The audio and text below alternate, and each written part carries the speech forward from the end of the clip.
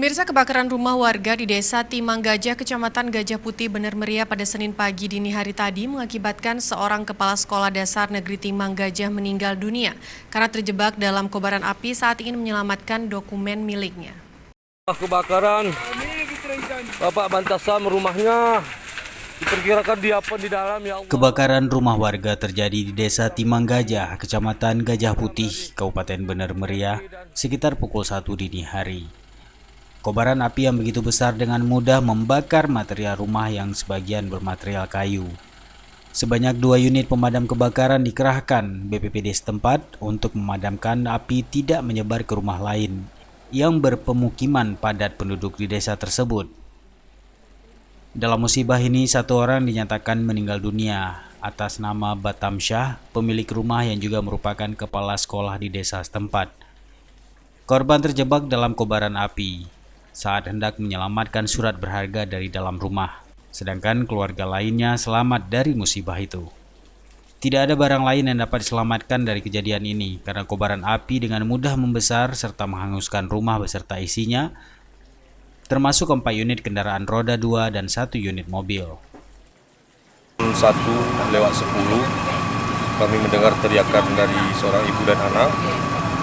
Kami keluar, ternyata api sudah mengepul di rumah, tepatnya Bantasam, Kepala SD Timang Gajah. Kami keluar dengan memanggil kawan-kawan, kami langsung kontak dari Dinas Kesehatan, BPBD, kemudian yang terkait. Kebetulan di puskesmas tidak ada disediakan kantong mayat. Ini ke depan harapan kami setiap puskesmas menyiapkan siaga untuk kantong mayat. Kemudian keterlambatan sih mungkin karena sudah jam 1 malam, nyenyak tidur, dihubungi, kebetulan yang pihak terkait tidak sesegera mungkin dia bisa berupaya untuk mengambil kantong mayat.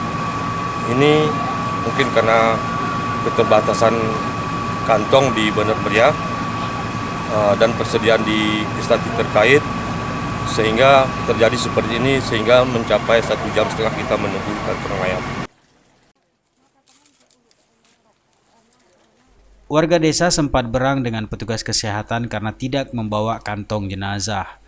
Karena hampir 2 jam lebih jenazah terpaksa berada di lokasi kebakaran dan baru bisa dievakuasi pada jam 3 dini hari setelah diantar oleh pihak dinas kesehatan setempat. Belum diketahui pasti penyebab dari kebakaran yang terjadi dini hari tersebut dan masih dalam penyelidikan pihak kepolisian. Sedangkan jenazah korban dibawa ke Rumah Sakit Umum Daerah Muyang Kute.